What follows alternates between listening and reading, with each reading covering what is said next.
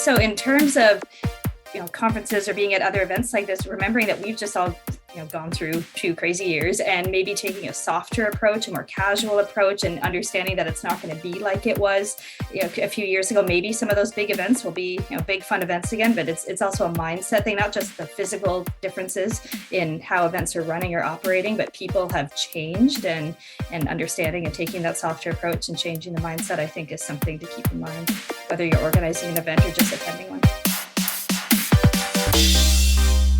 Welcome to the Stark Reflections on Writing and Publishing podcast. There has never been a better time for writers. More information, options, and opportunities are available to you, but navigating these requires insight. Join Mark Leslie Lefebvre as he draws upon more than a quarter century of experience as a writer, a bookseller, and a trusted book industry consultant to explore and reflect on the writing and publishing landscape to help you make informed choices on your writer journey.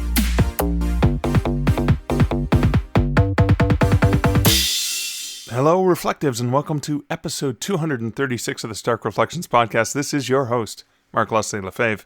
This episode is a special episode that's sort of between episodes. It is the February 2022 Reflective Roundtable, and we're going to get to that right after this word about this episode's sponsor. This episode is sponsored by the patrons of the Stark Reflections podcast. These are the wonderful folks who support this podcast over at patreon.com/starkreflections, where for as little as $1, $3, or $5 a month, get access to additional audio content, additional other content, as well as some promotions and opportunities to win some fun prizes. So a very special thank you to all of my awesome patrons who support this podcast. They're bringing you this episode and so much more. But let's get into a chat with some of those patrons. Hello, you awesome, wonderful patrons. So cool that I get the opportunity to hang out with you. This is Mark Leslie Lefebvre from the Stark Reflections on Writing and Publishing podcast, and I'm hanging out with 4 of my awesome patrons. I'd love to get you guys to introduce yourselves so that people who aren't watching the video can actually hear who you are. I'll start with Maddie. I am Maddie Dalrymple. I am the author of the Anne Kinnear suspense novels and suspense shorts and the Lizzie Ballard thrillers. And I podcast, write, speak, and consult on the writing craft and the publishing voyage as the indie author. Awesome, cool. I'm going to jump over to our next veteran, Kathy Mack. Kathy, if you want to introduce yourself. I might be a veteran to these reflective roundtables, but I'm not a veteran indie author. And so that's why I keep tuning in. I'm a poet. I've published 3 books of poetry traditionally and a book of essays as well. And I teach creative writing at St. Thomas University in Fredericton, New Brunswick, Canada. But I'm really just learning about independent author publishing, and really enjoying all of this stuff that I'm learning from Mark and from you guys. If it's any consolation, Kathy, I'm learning every single day too. That's why I do this. So, all right. And joining us for the first time on the Reflective Roundtable is Faye. Faye, would you like to introduce yourself? Sure. I am a veterinarian by day, and I write as a method of stress release. I am working on a manuscript about a superhero mom as I learn and learn. That is so cool. I mean, I always think all moms are superheroes, but cool. And another new person joining us on the round table. Alyssa, would you like to introduce yourself? Thank you very much. I introduce myself on virtual meetings all day, and I find I'm weirdly nervous knowing that this is being recorded and going out a little wider, so I'll do my best. Alyssa Kuron, and I would have said that I'm an aspiring writer, but based on your last podcast with Annalise Morgan, I will say I'm a writer, mostly of fiction, experimenting with different genres, mainly related to the science and technical writing I've done in the past, but turning that into some cool fiction stories where I can. And I haven't published yet, but I'm looking to go the wide self-published route when I get there, and maybe get my website up one of these days, and that'd be great. So I was going to say really briefly, I came into this whole world finding the Creative Pen podcast a few years ago, and from that found out about Mark, and also found out we're practically neighbors, so we will have to chat over beer sometime because anyway, yeah. So I will just say briefly that I actually work for one of our amazing local universities, University of Waterloo, and the topic of in-person versus online meetings, classes, conferences, all that has come up so much recently. So I just thought it'd be a really great chance to learn and get some different perspectives in other areas with around the same kind of topic. So I'll stop now. Thank you. Alyssa, you had me at beer. Wow, I didn't realize how close we were. Funny that a lady in the UK kind of introduced us in this digital world. And I guess that's the first topic. There's two things I wanted to talk about. One that Kathy sent to me a while ago, which is kind of based on stuff I've been rambling about, but haven't really explained with print on demand and returns. But the first thing I wanted to talk about is that connection. So, Alyssa and I having a beer, we're practically neighbors, like getting together and having a beer. And I was just at Superstars writing seminars and was overwhelmed with just getting to see friends that I hadn't seen in 2 years, felt like 6 years, and meeting new people, or meeting people in person that I had connected with online. And there's something about that experience that just, I don't know what it is, but I call it the tactile. And yes, I'm a hugger. So there was the element of being able to squeeze my friends and break their ribs and stuff like that, because I hadn't seen them in so long. But there was something, there's nothing like sitting down and having a beer. Like, yeah, of course, there's the official sessions that happen and listening to some great inspirational talks, but then the hallway conversations, the beer conversations, or the coffee conversations, the breakfasts, the lunches, the dinners that we had together, it almost feels like I was able to connect in a more deeply rooted fashion with people. So I'm going to put Faye on the spot, because Faye, you had mentioned briefly before we started recording that you're about to experience that, I think, for the first time. Can you talk a bit about that? Yeah, so I live in Kingston, Ontario, Canada. Almost a neighbor. Almost a neighbor. And there is a local writers festival coming up next month. So they're going to be, socially distancing and all that, setting things up that way.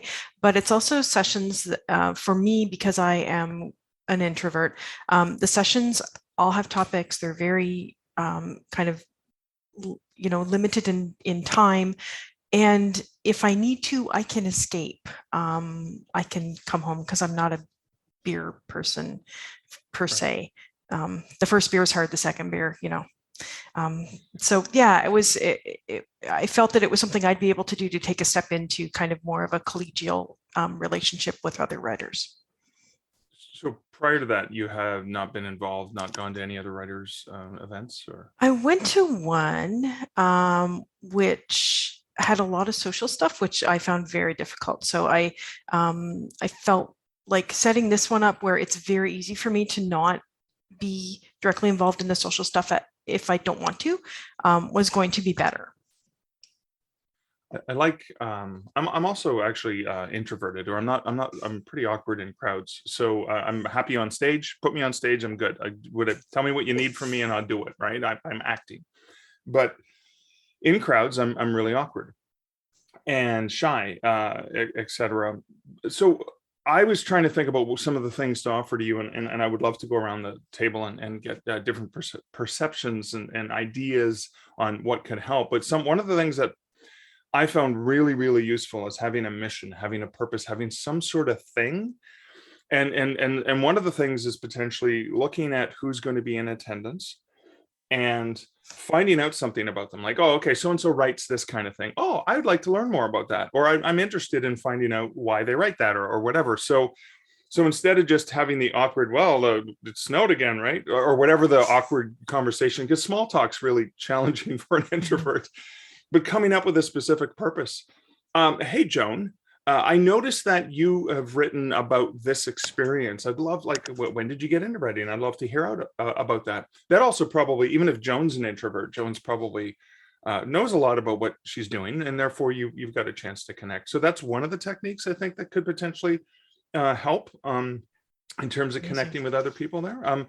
Any other ideas from the folks here about what could potentially be useful in an experience like that? I think if you run into someone that you haven't prepped for, as you described, which is a great idea, just asking somebody what they're working on at a writer's conference guarantees that you're going to talk to them as long as you want to. So don't be fearful about not having anything to talk about. Yeah, that's a good one. Usually writers are there with something in mind, so you can do that open-ended question. Anyone else want to jump in and offer potential what thoughts? Or I think just being empathetic, which is, I think, a lot of introverts' problem, is that they're too empathetic and it's just overwhelming. But a lot of the people in the room at a conference are in the same boat. You're not alone. We're all feeling that awkward. I often feel like my writing career did not go as well, or does not go as well as it could, because I'm not comfortable doing the beer thing after the reading. That's such a big part of the whole social milieu, so yeah, you're just so not alone. There's so many people that are in that same boat. Yeah. Alyssa, any thoughts or not? I want to put you on the spot. Not at this time on that topic, but thank you. Okay. I got to mention beer, because beer is also a mission and an excuse. Hey, Jonathan Maybury, can I buy you a cocktail? Because I know he likes cocktails and scotch and stuff like that, because he's Jonathan Maybury and I'm just me, that kind of thing. But that's where can I buy you a beer is sort of breaking bread together is a way to sort of loosen things. Well, we have to consume. Let's do it together. It doesn't have to be beer, of course. It can be coffee. It doesn't have to be a kind of drug like caffeine or alcohol. It can be whatever. One of the things I remember doing was the very first time I went to the Gillers, which is a Canadian literary award, and again, it's pretty prestigious. You're all dressed up and the tuxes and stuff like that, and I was awkwardly there. I didn't really know anyone. It was my first time, and I'm standing there like a wallflower, just kind of looking around, and I spotted someone else who looked as uncomfortable as I felt, and I thought, as you know, we're all in the same boat, that sort of mantra. So I walked over and said, "This is my first Gillers. How about you? Have you been here before?" And he's like, no, this is mine. And we just bonded immediately. Now, that was the publisher whose book won that year, so that was really cool. but I did also have something in common, because his book was nominated for a Giller, and it was one of these handcrafted books that it was The Sentimentalists by Johanna. What's her last name? I'm trying to remember. But The Sentimentalists, and it was one of the ones where they could only produce at full max capacity, because they're sort of handcrafted, 700 books a week, and the winning Giller book usually sells 70,000 the day it wins. And so my bookstore at the time didn't have any. I was so I did have a mission to talk to them. I'm like, "Oh my God, you're the publisher of so and so. I've got 20 copies on back order." But I had an espresso book machine, and then I was trying to convince them, hey, if you give me the print on demand file, I can produce them, not just for my store, but I can get them to other bookstores in Hamilton. And then, you can just invoice us. That way we have them. And he's like, no, this is handcrafted. We're not going to do this high tech thingy. But anyways, that kind of worked out. What didn't work out, they won, which was kind of cool. I did know that Kobo won, because they made the ebook for the publisher. And as they won that night, I remember looking at my phone and going, well, my bookstore doesn't have it, but I can buy it on Kobo. This is the only place most people are going to be able to get this book now. Ironically, a couple of years later, I went and worked for Kobo. But that was something I did, is I saw someone who looked uncomfortable, and I thought, okay, I'm uncomfortable too. Let's be uncomfortable together. Misery loves company. Together. I do have a thought now, if that's all right, if I jump in. Please, So please. when early in the pandemic, and for most of my career, I want to work in the office person. I feel I do have a lot of introverted type qualities, I guess, but I did a lot of roles where I was very solo in my day-to-day work. So I liked having that interaction. And then after quite a lot of time working at home and being in a new role now where it's corporate engagement and there's more kind of people to people stuff, I find that I actually am preferring working from home now. And I'm feeling kind of anxious about going back, and not for my COVID safety, but just like, how do I be around people again? So in terms of conferences or being at other events like this, remembering that we've just all gone through 2 crazy years, and maybe taking a softer approach, a more casual approach, and understanding that it's not going to be like it was a few years ago. Maybe some of those big events will be big fun events again, but it's also a mindset thing, not just the physical differences in how events are running or operating, but people have changed, and understanding and taking that softer approach and changing the mindset, I think, is something to keep in mind, whether you're organizing an event or just attending one. Yeah, I really like that, the softer approach. I mean, that's the other thing too. We all have something in common. It's not just a pandemic that's hit kind of one region of the world. It's kind of hit everywhere. But one of the things is, oh my God, I love your mask. Oh yeah, it was hand sewn. Like, you know what I mean? You have this whatever, right? There's so many opportunities for us, because we're kind of like, yeah, it's been a while since I've gotten to hang out with people in person. So we do kind of share that commonality, I guess. I think Remembering you also have to dress the bottom half, not just the top half now. Sorry. No kidding. This pants, that's kind of uncomfortable. I think one of the things that I hate to spend too much time on COVID, but it's a fact of life. And one of the things that has sort of freaked me out when I've seen pictures from conferences is I just haven't gotten to the hugging stage yet. And so I would like to have, like, there's this whole coded thing where if you're in the park with your dog and the dog has a yellow collar and leash on, it's supposed to be an indicator that it doesn't do well interacting with other dogs. I kind of want like the yellow lanyard that says, I'm happy to talk to you, but don't touch me. Actually, Maddie, because it's hard to negotiate that right now. It actually was hard. It was hard before, but it's even harder now. So what we did at Superstars this last year was we had ribbons. So when you checked in at registration, we had a green ribbon that you could tie to your lanyard that basically said, hey, whatever, hugs are the best in the world. And we had kind of cheeky little jokey things like hugs are the best, love them, like just come at me kind of thing. Then yellow was, I need to assess the situation, let's think about this, and then red was, distant high fives, like air high fives are the best. That is a fantastic idea. A really fantastic and that was idea. great. Yeah. And that was really, really great, because it's an easy way for somebody to see, like, people know me from the past, they know I'm a hugger. And so that's fine. But I had the green, I think I was going to wear a green headband just to tie it around my head, because I wanted to hug so many people. But, it was interesting to see that people were really respectful of just understanding, okay, you're not comfortable with this. The other thing too is, you probably saw pictures. I shared a lot of pictures from the conference of me posing with other authors, is except when I was eating or at the bar, or in a one-on-one conversation where we both felt comfortable and knew each other or whatever. I kept my mask on all the time, and I kept my mask on for other people. And Kevin Anderson and I did indicate that at the beginning of the conference, that we're wearing masks because there's some people who can't breathe well, who can't wear a mask because of different conditions, who have been unable to get vaccinated, and we want to take care of people. So we're wearing it out of respect for other people who may not be able to be vaccinated or whatever, because you never know, right? They may be caring for somebody who can't get vaccinated, or a young person who is too young to get it or whatever. So, but whenever I took a picture, for the most part, it was kind of like rip the mask off, take a picture, put the mask back on, selfie.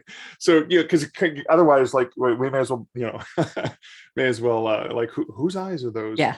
But I love the idea of that sort of obvious. And I think 20 books to 50K did the same thing. I think there was a thing you could write on your lanyard that kind of said if you were a huggy person. I mean, now licking people's eyeballs, that's different. That's I certainly hope so. I love the way Kathy winced at that. Because usually would there's be no bodily canine. fluids exchanged when you hug Yeah. someone, right? That would be canine. You would hope not. That would Yeah. be canine. Canine. Yeah, well, I did. I had my ear licked by a service dog that was there, Oski, just the cutest little thing. Any other thoughts on in-person versus virtual, and as we as writers try to navigate this complex world? Well, actually, I'm wondering if we want to talk a little bit about the other side, the online meeting burnout. You know, that it is so hard. Like I teach online, and my students are just struggling to stay engaged. And I'm working really hard to keep them engaged. And it's just people are so burnt out on having this kind of meeting. Now, it's okay with a little group like this, with only 5 people. It's almost like sitting in a room and having a conversation, right? Like I'm sitting at my dining room table. Honestly, you 4 could be sitting around the table with me right now. But when it's so hard to just reach people, you know, digitally. Anyway, I'd be interested in hearing people's thoughts about that. Go ahead, guys. Yeah. I could jump in briefly. So I'm actually visiting my brother and sister-in-law right now for Family Day weekend, and she is a professor at another university. I won't say a competing university, but I won't say it's not, to the one I work at. And we were just talking about it this morning when I told her I was going to be hopping on this call today. And she's just, I don't really have anything to share other than she's really experiencing the same things and really struggling. And they're looking at, I think there's some challenges with the faculty members and the administration and the approach they want to take going forward. And I have relatives that are high school teachers, and one in particular, a high school art teacher, and teaching to a screen of the little letters with nobody on camera and not showing the work and doing something like visual arts over this. It's been a nightmare essentially for 2 years. And then I'm on more the administrative side, and I'm in meetings all day long, and the burnout is so real. And that's where I find I'm conflicted, and I kind of don't want to go back. I like working at home in some ways, but it's burnt out from this, and I guess I'm just commiserating, really. I don't really have anything to share other than that, but I've experienced it from working with a number of teachers and professors, and it is a lot. I'm burned out from those meetings as well, although the benefit, so Alyssa, you and I could go meet for a coffee, right? Because we live in the same town, so we could easily meet and go for a coffee and have this conversation over across the table. Whereas everybody else, to me, well, Faye is probably the next closest, but everyone else is going to be, it's going to be difficult for us to get together, for the five of us to meet somewhere. So never mind crossing borders and stuff like that. But the benefit that I see is, oh my God, I have an opportunity to connect with people that I wouldn't get the privilege of sitting down with. But again, I'm bloody exhausted with the whole, oh my God. It was almost like the way I was exhausted when I was working in a corporate office, because I have worked from home since 2018, but working in a corporate office is going, oh my God, can't this just be an email or a Slack message or whatever? It doesn't have to be a meeting where we all have to sit there and stare at each other. And that's kind of like, it feels like we're having that now virtually, that same exhaustion. That's what it feels like to me anyways. Well, the opportunities are different. I had an unprecedented thing happen in one of my classes this week. We had a guest author coming in who is, she writes poetry from the position of someone who's pretty seriously disabled. She has a genetic condition, which makes it very difficult for her to go outside. She just lives in her room. Brilliant, brilliant poet. And I had some students in this class who were dealing with similar problems. So I thought, oh, this is so important. I really need to get this person into my class. And so we all start our class, and the poet and I are there, and the students start checking in. And one of my students checks in, and she's wearing a Johnny shirt, and she's obviously in a hospital bed, which is weird. And then it turns out, I noticed she's got the baby monitor on her belly.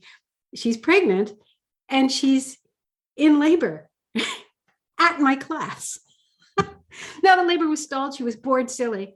Wow. But I think I think in terms of dedication to your education, I don't think it gets any higher than that. And that's an opportunity. I mean, that's something people can access. Like you were saying, Mark, we can get together in a way that we couldn't get together, but also people can access other people's expertise in ways you could never do it before. The poet we had is in Ontario, right? And she was here at the New Brunswick, in the New Brunswick University classroom.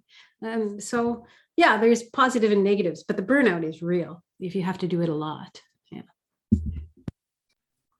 Yeah, 100%. I think one of the other things I just want to talk about, that in-person meeting is stressful and confusing as it can be, especially given the last couple of years we've had, is magic can happen. And this goes back to when I was a bookseller, the magic that happens when you actually place a book into the hands of the right person. That's just a beautiful moment when you can see their eyes light up because this looks like a book they're going to love, and you feel that this is a book they're going to love. And that same magic can happen at an in-person experience because, we talked about this before, is we all have something in common, and we're looking for something in common. We're all writers, we're working on projects, or we have things we've wanted to work or wanted to learn about, or why you're here, any of those things.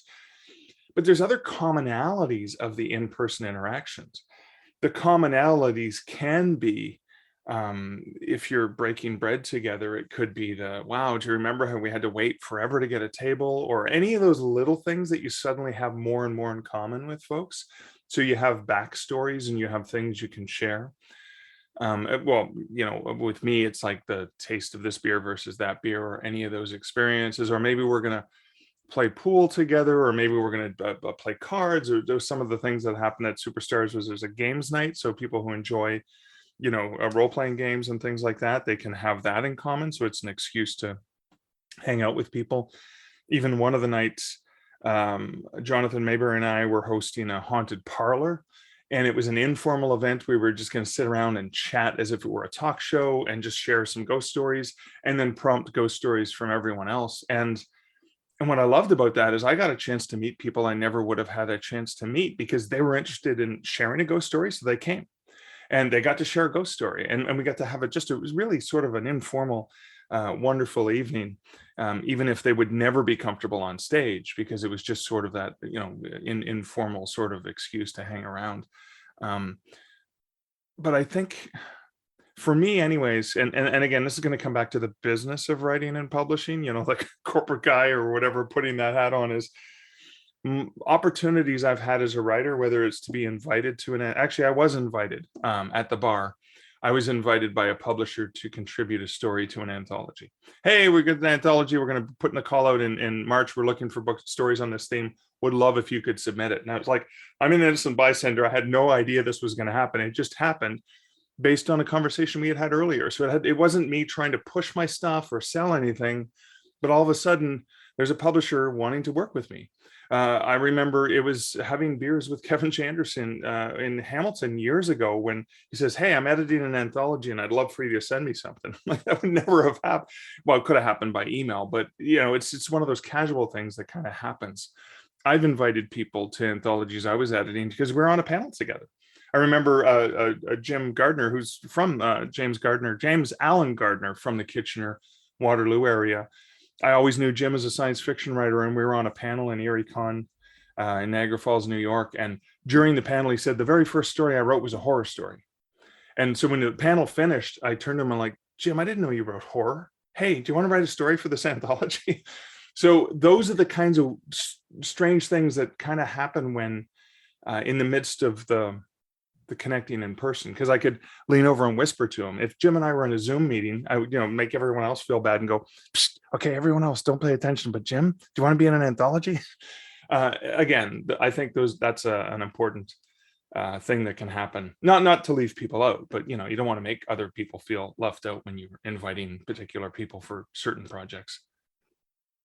Any other thoughts on virtual, in person, any of the connections? Yeah, well, I think exactly what you're saying about those serendipitous sort of interactions. And long ago, very early in my indie author career, I started seeing, I see this person that I met at a writers group introduced me to this person and I got an article in such and such, and a reader of that article, I started seeing those connections. And in fact, at one point I started mapping it out. I thought this would be a cool slide in a presentation, and I started mapping it out. And for some reason I lost that slide, but it doesn't matter anymore because it would be so complex now. I couldn't possibly map out all those connections. But I feel as if from my fiction writing point of view, I miss the conferences, but I haven't missed them as much as I do on my nonfiction indie author front. And I really feel like I have to start getting out there because, like you're saying, Mark, a lot of those connections, a lot of those opportunities, and a lot of the opportunities for people to recognize you as somebody that they want to follow or pay attention to come from those kind of interactions. So yeah, this year I'm planning to try to get to some in-person events, which is something I've not done over the last couple of years. I should mention, Maddie, well, you and I connected via this podcast, and you reaching out, asking some questions, and then we wrote a book together. And just to let you know, Taking the Short Tack was at the bookstore at the back of the room for Yay! Superstars, and it's going to be at Pikes Peak Writers Conference because Laura of Author, she'd ordered them off of Ingram or whatever, and ordered them in, and we sold a bunch. I know we sold a bunch because I signed a couple. And she's got stock, and she's going to be selling them when I return in the spring. So that was kind of cool. So you were there. Very cool. Excellent. Yeah. Next year I have to try to be there in person. I totally missed. I think that at some point, Superstars Writing Seminar must have fallen off my Facebook feed or wherever I was originally following it. And I was like, wow, did that just happen? So well, remind me, I do have a code that people, now, not just the awesome patrons, that anyone can have access to get $100 off if you are thinking of registering for 2023. Joanna Penn and Hugh Howey are two of the confirmed guests coming this year. Knock on wood. But yeah, cool. So unless there's any other comments about in-person, tactile, serendipity, any of those?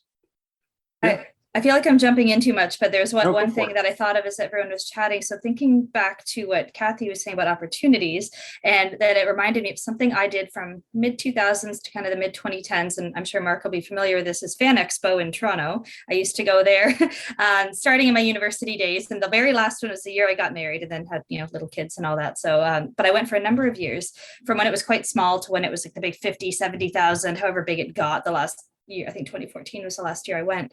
But one thing I loved there so much was wandering the area where there were the smaller tables of authors and other artists and such. And if they didn't have a line, just getting to talk and chat with them. I picked up so many books. And sidebar, I found the horror authors some of the friendliest and most fun to talk to. And I picked up so many books I never would have picked up in a bookstore. And also some of the bigger talks, like I saw Buzz Aldrin speak and all my favorite Star Trek actors speak. And tying this into the opportunities is from the business side, I guess, is if we look at a hybrid approach to events in the future, maybe there's people that don't have the means to travel to events or don't feel comfortable going to events. And there's ways that you might reach wider audiences in ways that we couldn't before, because a hybrid approach to Fan Expo was not a thing that happened in 2010. And even for somebody like me, like, oh, these two talks are at the same time, I have to pick one because I'm only one physical person right now. But then I can go online and watch the other one that I missed. That wasn't a thing I could do before. And now I can't travel to Vegas, but I love that some recordings from 20 Books Vegas are on YouTube that I can watch and get some of the knowledge there. So I don't recall if we've mentioned a hybrid approach yet, but that's something that I think will be really interesting. And even when safety factors might not be as big of a deal, those opportunities are like, maybe that's something good that's come out of COVID, is some new opportunities for things like this. And whether it's reaching a wider audience or just being able to participate in ways that you never could have before, I think is something interesting. Love the hybrid approach. I also love the fact that you talked about I'm only one person. I can only be in one place at a time. For now, it's spoken like a speculative fiction writer. I'm just trying to be silly. Okay, because we never know what technology is going to come, right? Yeah, I agree. I think that one thing that the last couple of years has really done is push technology forward and push the comfort level forward. How many of us were comfortable having our face on a screen like this 2 years ago, so anybody can grow into it, I guess. For sure. All right, I'm gonna move this over to the print on demand. Love to get your opinion. I gotta read. I'm gonna put my reading glasses on for this, but this is from Kathy Mack as I read it in my voice, not her voice. On a recent episode of the Stark Reflections podcast, your personal reflection concerned returns of some of your print on demand books, and I realized I didn't really understand how you were using print on demand. Prior to listening to that episode, I thought that POD was simply an option that readers had on the digital storefront platforms like Kobo, iBook Nook, the Big River Place, etc. But the way you discuss print on demand, I got the impression that you distribute POD author copies the way a press distributes the more traditional offset printed copies. But an offset printed book uses economies of scale, completely different than a POD book. Offset printing press, the first copy is really expensive because of the time spent setting up the press, and all the subsequent copies get cheaper rapidly once the press is set up. The difference between printing 100 books and 1,000 books is not that great. But with POD, it doesn't matter if the copy is the first or the 101st, the cost to produce it is exactly the same. So I'm curious about indie authors' experiences distributing POD books to bookstores. Do they make them returnable? Is it worth the energy put into the process of contacting bookstores, shipping, etc.? Is there a difference between the way the different platforms handle POD books, i.e. Ingram Spark, which was an international book distributor, versus D2D, international ebook aggregator that branched into POD? Since 70 to 80% of readers still prefer to read print copies, hard copies of books, I'd love to hear about the experience of more seasoned indie authors. Now, I'm just going to explain that when I first did print on demand with Ingram Lightning Source, which is the power for Ingram Spark and Drafted Digital Print, and probably 90% of the other POD outfits other than KDP, I made it fully returnable so I could call up a bookstore like I was traveling. I remember one time traveling to Pittsburgh for work, called up a downtown Barnes Noble, said, hey, because I'm off at lunch, I was there for training. I know that's downtown stores are lunchtime crowds, not evenings typically. Could you order in my book? I'll be there in 3 months. It's fully returnable. It's on Ingram. Here's the ISBN. And they would do that. I would do that with Chapters Indigo here in Canada. And or it wasn't even, was it Chapters Indigo then? Was it just Chapters? And then there was Indigo separate. I can't remember. But the fellow Canadians know what this is all about. But it was a cool thing because I could, they'd order in 20 copies. Maybe I would sell 10. They'd probably return 10, and it all worked out in the end. Lately, I did get hurt because a Chapters buyer ended up buying about 350 copies and putting one in every store across Canada, which was great at the time. But the fact that they're single spined in stores with 100,000 books, 9 months later, most of them got returned unsold, and it cost me more because I have to pay for the return cost, plus I got to pay for the cost that it came at, and I end up losing like $5 more than I made each time it gets returned. From that point on, I made all my books completely non-returnable when I set them up as print on demand. And it was only because of a couple experiences. I was at an event in New York the year before the pandemic, a book industry study group, and I heard somebody from Ingram talking about print on demand, and they said, well, only 1% of our print on demand titles are ever returned. And I'm thinking, well, that's sorry, we're talking COVID, only 1%. Yeah, well, it can get you that 1%. And I thought, okay, 1%, that's, I guess I lucked out in a bad way last time, because normally no buyer is going to buy in quantity. I'm just going to get dribs and drabs of sales. And I was with Sarah, and of course I'm forgetting her name. She's a mystery historical author.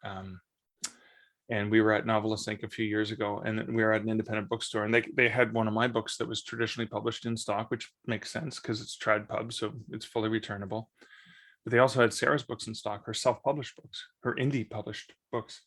And I asked the manager, and I said, well, why did you order them? And he said, well, we had somebody recommend her books or ask for her books, special order them. So we looked at them and we said, well, these are fully returnable. So we just ordered a bunch of them in. And I thought, oh, that's kind of cool. So what I did for my Canadian Werewolf series is I made the paperbacks fully non-returnable, but I made the hardcovers returnable, because I thought they're bloody expensive. They're really expensive. No one in their right mind is just going to haphazardly order them. Lo and behold, also a friend of mine who was homeless in London, and I published one of his books for him. I made that fully returnable to make it more likely that bookstores in the UK would order his book in. And unfortunately, that's the big one I got the big returns on. I got some returns for my Canadian Werewolf books, which, to be quite honest, the returns on my Canadian Werewolf books were just like, whatever. And then I even paid to have them shipped to me. So I at least have a physical copy I can sell at full retail and recoup the loss, at Fan Expo or at any of the events that we do. But it was the returns on Peter's books. I think I got over 40 books returned, hardcover. And that really, I think it was over $1,500 in sales. So I went and made them fully or non-returnable, because I can't afford to keep eating a loss like that, especially since this book was trying to raise money for him with the majority of the profits going to him. I kept 10% just to help cover operating costs, but he got 90% of any of the stuff that was paid out on those. It's not like I'm going to go, hey, hi, homeless friend, here, here's $1,300, because the whole idea was to use that book to raise money for him. So I got caught in a really bad spot, but I am curious to see what you guys are doing, if you've done print on demand books. And I think, is it true, Maddie potentially may be the only one who's experimented with this? I know, Kathy, you've got a print on demand book out, but as well as traditionally published, but any thoughts on that? Well, I likewise got burned on a bookstore event many years ago and got a lot of returns, and the same thing you described. It cost me, I don't like $150 to have participated in that. So I set all my books for as non-returnable. Print is like a tiny portion of my sales. I mean, I realize it's kind of a chicken and egg thing. It might be a tiny portion of my sales because the bookstores aren't buying them because they're non-returnable, but it's just not something that I'm emphasizing. And I think what I would do is, if I ever got around to pitching myself for in-person bookstore events again, to keep myself out of the fulfillment side of that, I would probably just I would set those books as returnable, and also give the bookstore a sense of, you want to order more like 20, less like 200, like give them a sense of how many people I think are likely to do that. And also to make sure that I'm sure they know, but highlight to them that this is going to be costly to me if they return the books. And so for them to factor that in as well. And I also like the idea of volunteering to take those books off their hands. And Mark, I know this is something that you've done, volunteer to take the books off their hands at their cost, for example, if they don't sell them. Or just above their cost, right? Like, so the staff discount usually leaves the bookstore some margin, Yeah. but they're not stuck with them. And Right. Trust me, it costs bookstores a lot of money to return. So if they're only making that 10% margin, because I bought and I got a 30% discount or something like that. I have, as a former bookstore manager who looked at profit and loss, I would go, yes, I will give you my staff discount so I don't have to pay to return these books. Yep. Not every business person feels the same way I do, but I look at it and going, I don't have to do all this extra labor. Sure. Okay. Yep. Maddie, that return, was that because you'd set it as returnable and it was through Ingram? That's how that happened? It wasn't like a consignment thing, right? Correct. Okay. Can I ask a little question here? Please. So the book it's a class project book that we just did print on demand, and we're going to do another one at the end of this term. We're doing it through D2D because I'm doing it as a class project. We have fairly limited timeline to work on things, and it's just easier to go with D2D because that's also how we're publishing. But I never noticed that there was a place where we could say returnable. Exactly. So is that a difference between D2D and Ingram Spark? Yeah. So just so you know, Draft to Digital had to make it that because it's a free tool and it's open to anyone, we actually have to protect people from themselves. And it's kind of like we're looking at potentially, as things get better and we can actually get more negotiating skills with Ingram as the volume goes up, allowing authors to control the discount that they offer to bookstores, like actually sliding scale, but that may only be once it's proven that this author is not going to hurt themselves, that they know what they're doing, they have to slide all these things, or that they want to make it returnable and they completely understand the costs. Now that's something that it was just so easier to assume to protect the authors from making mistakes like I made. Because that could really hurt them and would not be a good situation. So yeah, for right now, the way that D2D print works is the discount is slightly lower. The bookstore is not going to get the full trade discount. They're only going to get like a 30-35% discount. So that's going to make it less attractive. Then with Ingram Spark, you could make it 55% and the bookstore would get 40%. But that's not, there's no place to make it returnable. So Kathy, you're safe in terms of having to worry about returns through Draft to Digital, but it is going to all the same places that Ingram Spark would make it available, including that print on demand network. So you can walk into any location that has an espresso book machine once it's live in the Ingram catalog and say, hey, can I have this book, please? They'll print it for you. Is that still a thing? I It mean, I is. remember years ago hearing about the espresso book machine, but I didn't realize it was still a thing. I walked in on my last trip to New York prior to the pandemic, the summer before. I walked into Shakespeare and Company on the Upper East Side because I was only there for a day and I had like 3 hours to kill before I had to get back to the airport. So I finished my meeting and I went up to Shakespeare and Company because I knew they had a machine. I walked in and I ordered a book of a friend of mine and I took video and sent it to her and I said, hey, I'm in New York and I just ordered your self-published book. Look, Nice. I just bought it at a New York bookstore, because I think it's the coolest thing in the world. And anytime I do find an espresso book machine anywhere, and I know there's only about 150 of them in the world right now, darn right, I'm going to order a print on demand book of one of my friends or one of my own books and say, hey, guess where I just bought your book? I think Who is Espresso like the manufacturer of those? yeah, so machines? On Demand Books is the name of the company, and they're based out of New York. And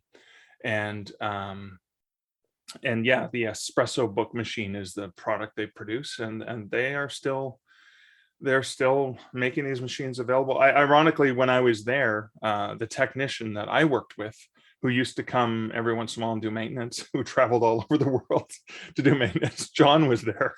And I looked a bit different because I had some hair and no facial hair back then. So it had been like 10 years since I saw him. And I heard his voice. I'm like, oh my God, John's here, because he was working on the machine. So that was kind of a cool little reunion. But yeah, it's still a thing. It's still a thing. So is the reason that hasn't gotten more, hasn't become more common just because of the cost? Because I would think that would be a huge Yeah. draw for bookstores for all the reasons we've just been talking about with returns and all that. I had to pay back in 2009. I paid 170,000 US for the machine. I think the costs have come down to about $100,000 US for a machine. I don't quote me on that, but I know costs come down over time.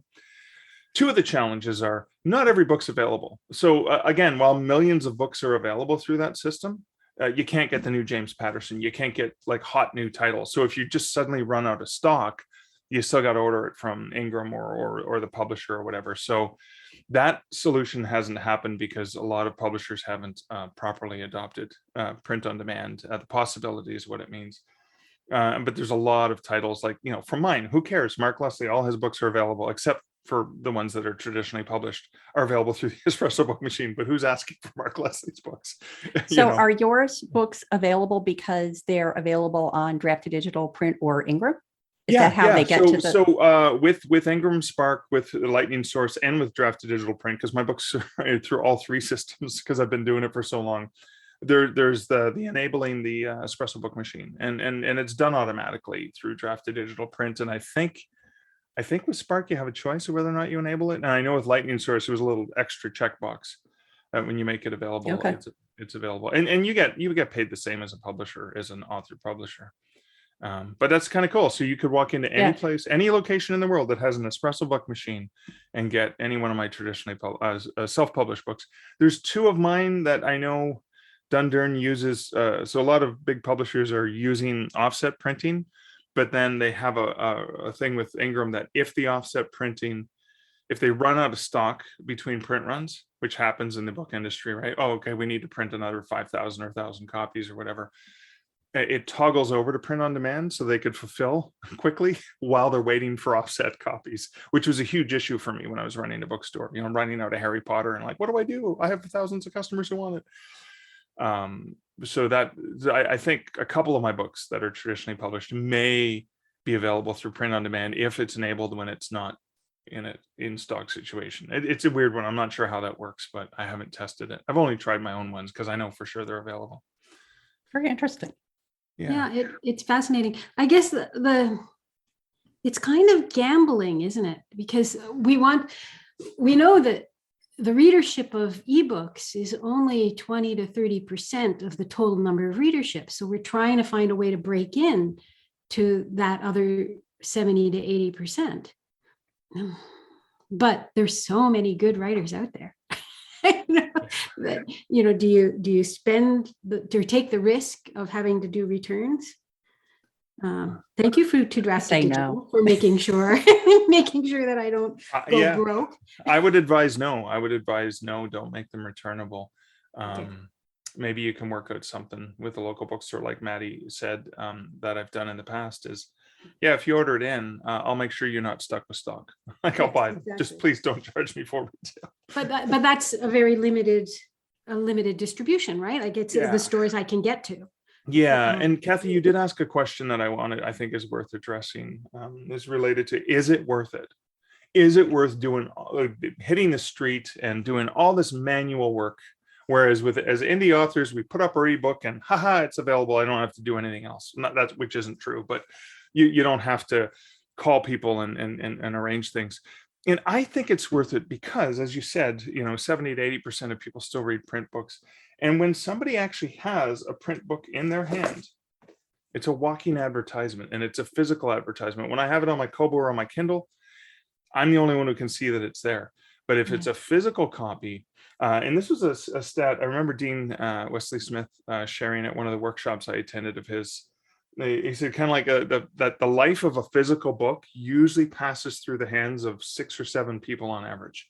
And I'm thinking, because if I sell an ebook, it passes through the hands of typically one person, unless it's been pirated. But a physical book is an advertisement. And even if somebody reads it and then passes it on to a friend, there's that little billboard of a book cover walking across on someone's shelf, on someone's coffee table, that maybe even in a used bookstore, which I think is great. I love finding my stuff in used bookstores because, given that I haven't sold millions of copies of my books, to find a book of mine in a used bookstore, I don't think, they didn't want it anymore. I think, great, a voracious reader read it, sold it, moved on to something else, because unlike me, they don't want to hoard books. I think, wow, that's kind of cool. The rarity of someone finding one of my books in a used bookstore is kind of a neat thing, I think. Because normally you find, go ahead. I was just going to say, I'm going to put a plug in for one of your podcast episodes, which is episode 20 of the Indie Author Podcast, working with bookstores and libraries. Of course, and that is yeah. I like that because you and I were kind of coming at the bookstore question from 2 different angles, and people could listen to us debate about that. That is true. Awesome. Any sort of final thoughts, either on print on demand or virtual, or even thoughts of, wow, reflective roundtable, this was a waste of an hour, or I had a really good time? What was like, oh my God, another meeting? I want to say thank you, because this is the first one of these I've ever participated in. I feel like I've been on the sidelines of this whole industry for about 3 years since first kind of discovering it. So thank you for making me feel welcome and letting me contribute, because it's been great. So, and it's nice to meet some people who I've seen on, like Maddie and Kathy, that I've seen on other episodes and heard of before. And Faye, nice to meet you as well. Well, thanks, Alyssa. And I'm so glad you're not saying aspiring writer. Come on, you're committed to you're committed. You're professional. You're doing all the work. You're learning all the things. I'm glad you're owning that. Thank you so much for your advice and techniques. I definitely will use them when I go to that conference next month. Faye, do you promise to let me know at least, or share some of your experiences to see what worked, what didn't work? Sure. Okay. Yeah, I would love that. Like Thank that. you. That is so cool. Awesome. Any other final thoughts that you guys may have about some of the stuff we talked about? So fun as usual. Thank you. This is a great venue. And Alyssa, I'm with you. I feel like I've been listening to the podcast for a long time, but I'm just getting to understand the whole process. So I'm with you. Cool. And Kathy, is that book almost out? The second book you're doing with your students? A few more weeks. Okay. It's so much work. I think it's much more work doing it as a class, because I have to sort of organize everything, the marketing, promotion, and the publishing, and getting everything all signed up. But it'll be a couple more weeks, 3 or 4 more weeks, I think, and then we'll be hitting the publish button. And is it like Wording Around with Prose? Is it like Yes. a book for writers? Yeah, it's wording around with editing. Oh, that's right. That's right. Yeah. Yeah, Wording Around with Editing. That's kind of exciting. It is, actually. Yeah. Cool. Well, thank you guys so much. I'm going to stop the recording in just a second. I want to say thank you all for being such awesome patrons, but also more than that, thanks for taking the time to share your thoughts and perspectives. This roundtable would be really boring if it was just me, because you get enough of me. So I'm glad that I was able to have your thoughts, perspectives, and voices. As briefly mentioned, there is a code for you if this is the first time you're registering for Superstars Writing Seminars to register for $100 off. And that code is, all caps, STARK, SSWS 2023. STARK, SSWS 2023. No spaces, all caps. And there'll be a link and mention that in the show notes at starkreflections.ca. Well, that's it for episode 236, the Reflective Roundtable. No post-interview chat reflections this time because the whole thing was just a big giant reflection with some wonderful patrons. So I just want to say a special thank you to Faye and Kathy and Alyssa and Maddie for joining me. Had a wonderful time getting a chance to chat with you folks. And Alyssa, yeah, I'll be reaching out to you so we can make sure that we have that local beer and start talking about writing and publishing together. Thank you, dear listener, for listening. If you want to support the podcast, you have the option, of course, of Patreon, but you can also leave a review on the podcatcher of your choice. Just a tiny one-line review makes a huge difference to help other people find this podcast. So thanks again for being a listener to the podcast. And until next episode, which will be just in a few days, this is Mark Leslie Lefebvre wishing you great writing and good Stark Reflections. Thank you for listening to the Stark Reflections podcast. You can find show notes for each episode at starkreflections.ca.